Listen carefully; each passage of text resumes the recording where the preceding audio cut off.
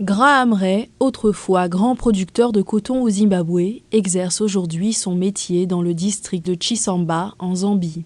Là aussi, il s'est fait remarquer en devenant le premier exportateur de myrtilles zambiennes vers la Chine.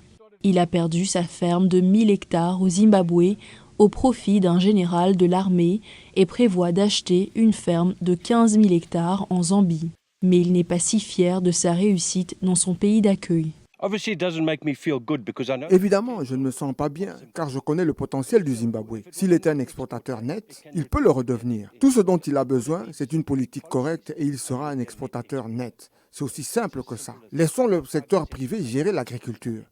En 2000, le gouvernement du président zimbabwéen de l'époque, Robert Mugabe, a saisi les terres des fermiers blancs, affirmant qu'il s'agissait d'inverser les déséquilibres coloniaux qui ne laissaient aux fermiers noirs que des terres infertiles. C'est cette politique qui a conduit Ray à s'installer en Zambie. Les autorités zimbabwéennes n'ont pas répondu à la demande d'interview de la VOA.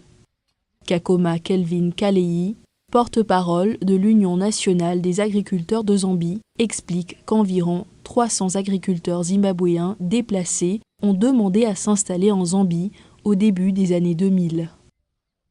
Regardons ce qu'ils ont réussi à faire en termes de production. La production de blé est passée de 60 000 tonnes métriques par an en 2009 à une moyenne de 300 000 à 420 000 tonnes métriques par an. Si vous regardez la contribution des agriculteurs zimbabwéens, c'est une contribution massive, vraiment massive. M. Kaleyi a ajouté que la Zambie exporte désormais des oignons, des tomates, des pommes de terre et du maïs.